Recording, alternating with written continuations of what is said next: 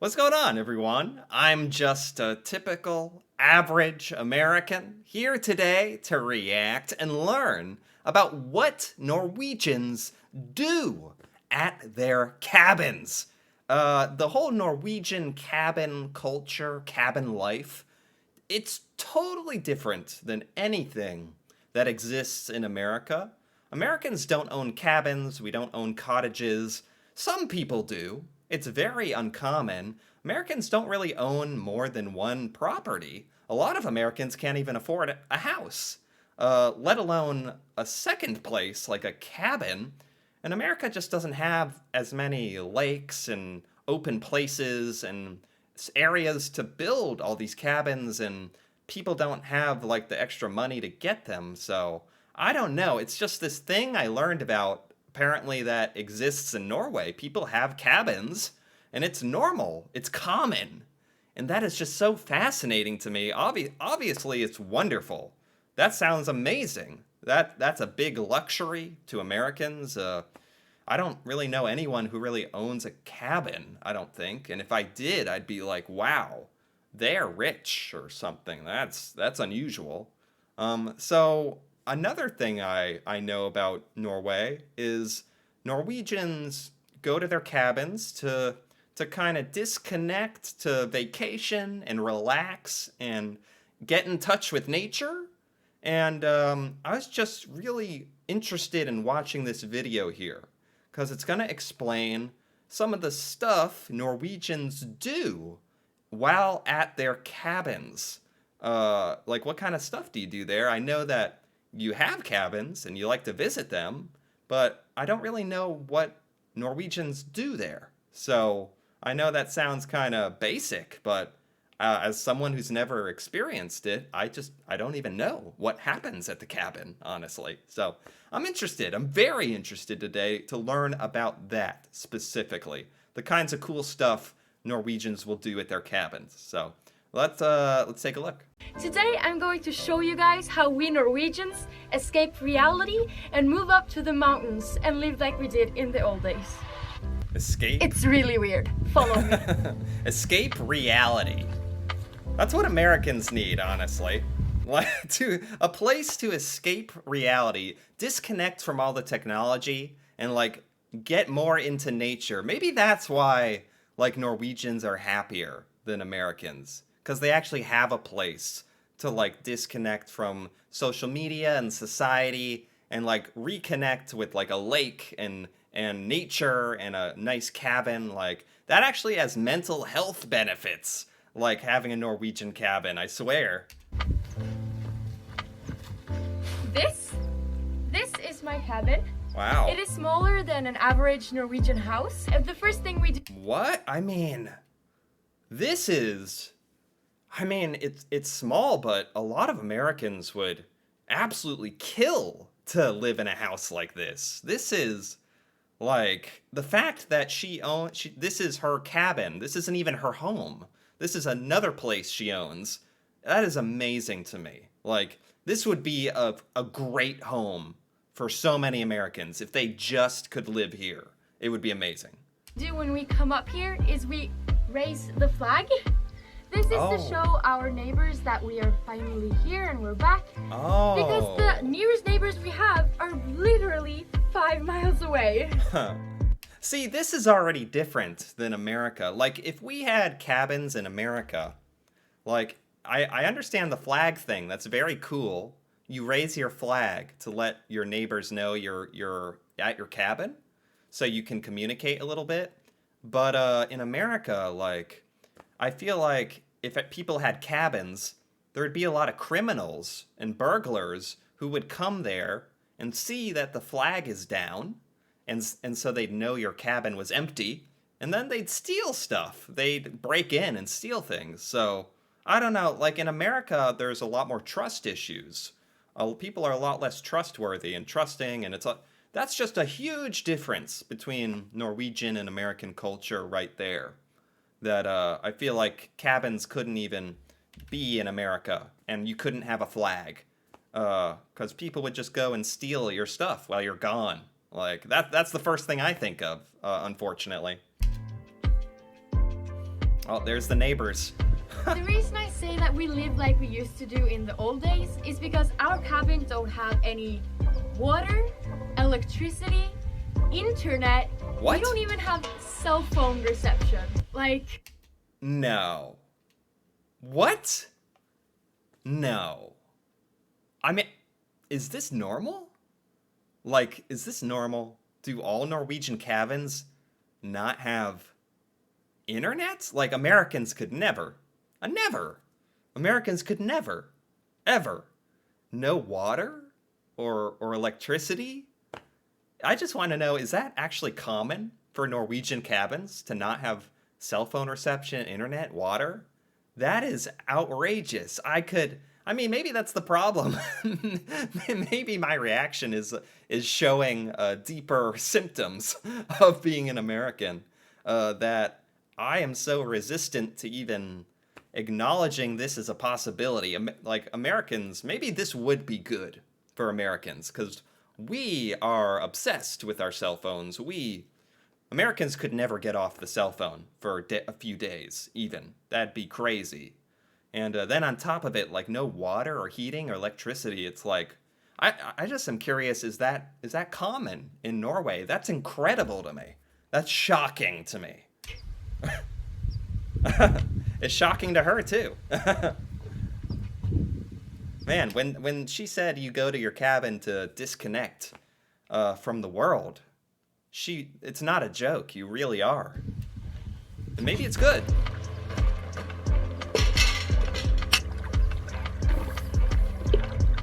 Water. So, when I said we didn't have any water in our cabin, this is how we fix it. Wow, literally the old days. We take a buckets down here to the lake, and then we just fill it up. Imagine. You know, this water is beautiful. I have never seen water so clean, so clear. That is beautiful water. Like, although, can you drink that, or do you have to go boil it or something? But anyway. So I feel like the act of going down to the water and filling up buckets and using that, the process itself would be good for you. Like, it's very physical. It gets you a little in touch with, like, okay, I have to go get the water that I'm drinking out of the lake. Like, that's kind of cool. Almost therapeutic. we use this water for cleaning our cups and stuff, and it's also our drinking water. What? You can just drink it? You can just drink it? I can't believe it. Wow. How is the water so clean? What is this? Oh, okay. Oh, okay. This is really back. Now, this is the hard part. Now I have to carry this all the way up there. Oh my god. Oh my gosh. Yeah, this would be good for Americans.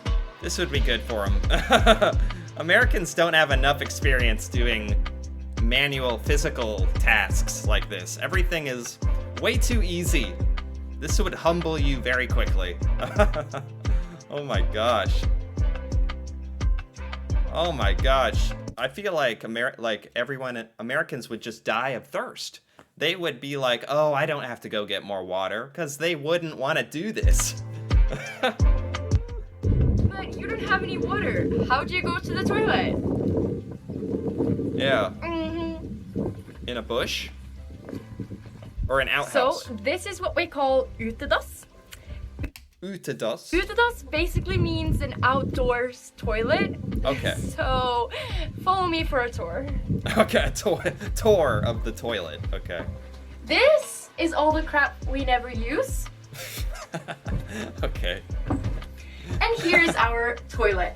Now, first of all, you may notice this Manchester United poster. Basically, everyone else has a picture of Norway's king and queen on their utedass. But my dad really loves Manchester United. Most people have a picture of the king and queen in their bathroom? Or, okay. So, Okay. he picked that one instead. And then we have something called Dassboka. Dassboka is basically a book with a lot of really bad dad jokes. They have stuff like this in America too. Funny books to keep by the toilet. We don't have this for our cabins, but I have seen these in like just American bathrooms or in people's houses, I guess. That's good. When you're on the toilet.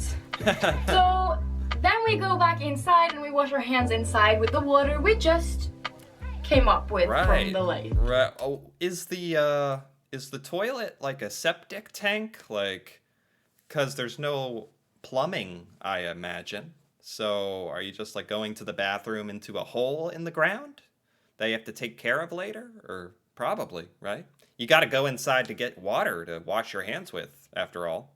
You feel me? Okay. So, since we don't have any internet connection and I can't watch YouTube, Netflix, or Snapchat with my friends, What? I read Harry Potter. I don't believe it. I can't believe that. I think America goes out of its way to make sure you can get cell phone reception basically anywhere in America. Like, even in the most crazy places, you have a good chance of getting reception of some sort. It's like Americans are just far too reliant on their cell phones.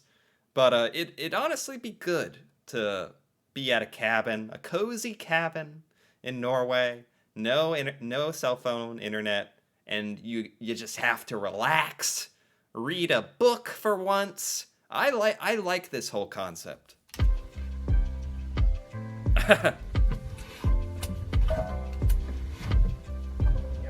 Yep, we do that all the time here in Norway. Take your shoes off. Most of the time Americans are polite enough to take their shoes off. I would think it's rude to keep your shoes on in someone's house, but I don't know. Every now and then you'll find an American who doesn't take their shoes off. That annoys me too, though. So, welcome to the insides of my cabin. Wow. Here we have the dining room, the living room, and the kitchen. It's like perfectly set up where every corner is a different room. It's very, very cozy. This is very cozy. All in one cozy room. Now, you may have noticed that, what is this? Yeah. It's an oven that is ran by gas, because we don't have electricity here. So... Ah. A gas oven. Wow. Wow. And then we have our beloved radio right here, because it's our only way of communicating with the outside world to get the news and stuff, you know? I mean, that's kind of important. Like, a lot of Americans would be concerned, like, for safety concerns. Like, if you need help or you need access to the outside world. So, only having a radio. I'm not even sure if that radio is for communicating. It might just be for getting news and music. But that kind of is concerning to me. Not being able to contact anyone if you need help. I don't know if Norwegians have a way around that or already like have thought of that, maybe. Over here we have the kikkert. Kikkert? That we use to spy on our neighbors through the window. That's part of relaxing at your cabin, is spying on the neighbors. Yep. How to be a Norwegian 101. And then it is really, really normal, and I love this tradition, to have a hyttebok. Hyttebok? A hyttebok is like a book for the cabin where we... Doesn't hytte mean cabin or cabin life? Or I've heard that word, hytte. Write a lot of like... So this is a book at your cabin.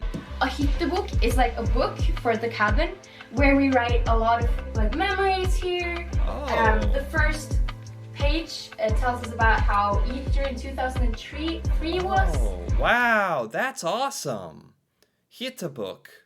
That is so great. That is such a good idea.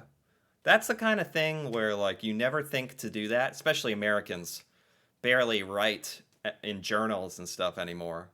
But it's so fun if you do that every time you go to your cabin and then you can look back on it years later. That is so cool. I love that. And then it goes all the way. We have a lot of stories and a lot of memories here, and we always write in this book before we go home from our Wow, yeah. Now, let me show you my room. I love that. So, this is my room. Oh. So, because of the humidity in our cabin, we have to like hang the blankets like this so that it dries up and stuff. Okay. Now, fun fact, follow me to the top of the bunk bed. Oh, bunk bed. Well, my sister and I used to share this room, so I used to have the bunk bed. And every night I would be so scared that a moose would stand outside of my window and just like stare at me. Is that like an actual concern? That like wildlife can come up to your cabin at night? I think that's actually true. Like there's actually like moose out in the Norwegian wilderness. That would be both terrifying and like fascinating, oddly, because I've never seen a moose in real life. Go on. Now, my sister's room. This is her room. Same thing with the blanket. We have a lot of Norwegian like fairy tales and books here. It's really childhood.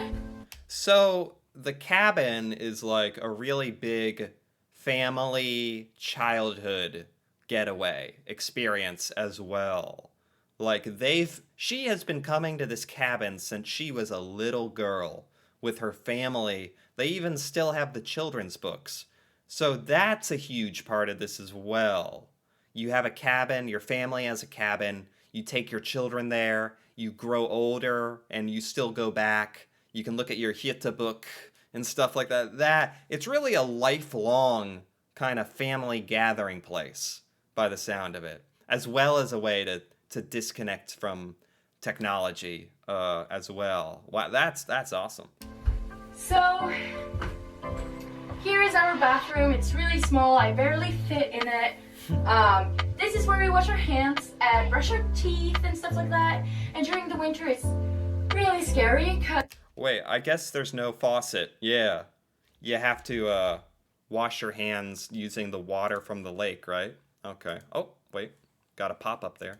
Because this is the only source of light that we have. And then it's pitch dark. And I always think there's someone coming up behind me. And yeah, there's no electricity. So you just have little independent flashlights and little lights on the wall, huh? I keep forgetting there's no electricity in running water. That's wild. Gonna kill me, but it's fine. This is my parents' bedroom. Oh, this is cool. Oh, this is cool. Oh, you have to climb down. Oh, that's fun. Yeah, it's built by my father and grandfather. They did most of the work themselves. Now. Oh, they actually built this. Oh my gosh. Is that normal? Her father and grandfather actually built this part? Like, I see that it's made out of wood. That's a little different than the rest of the cabin. Is that like a normal skill in Norway? Because that's like amazing to me. That's like architecture and landscaping. Like, most Americans can't just build parts of a cabin. Like, that is not... I mean, we don't have cabins to begin with, so maybe if we did, more people would know about that, I guess. But that's amazing to me. Now, let's go back outside. This was the grand tour of our cabin. This cabin is great. Like, it has everything you need. Like, it's not gigantic, but there's just the perfect amount of space to be comfortable and cozy. And if you're a family, you're really going to spend a lot of quality time together. You're going to be very close, but that's good.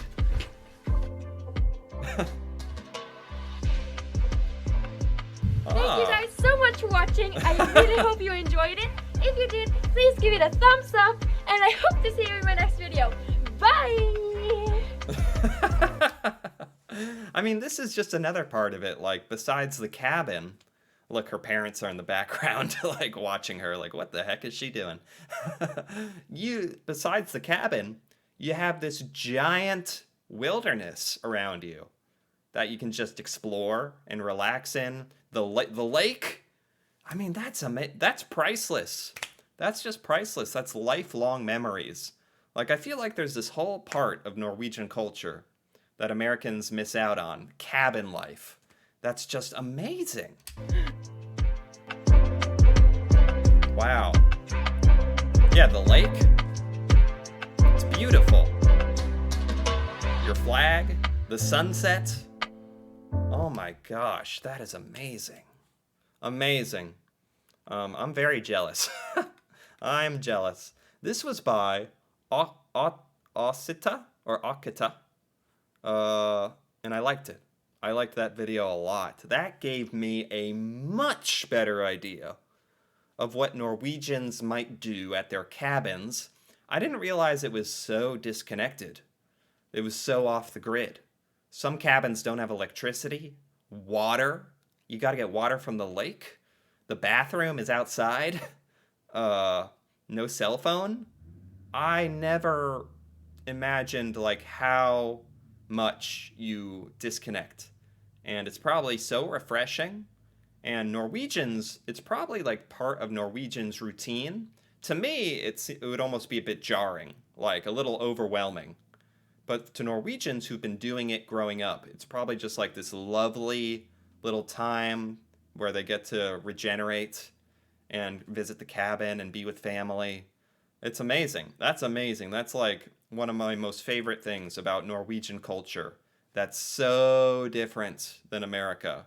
Nothing like this. It's beautiful, honestly. It's great. I enjoyed it. Anyway, if you enjoyed this as well, feel free to give this video a like or leave a comment. And if you're interested in more videos like this, me reacting to Norway and Norwegian culture and stuff in Norway that I've never seen, feel free to subscribe for more. And until then, thanks for watching and see you next time.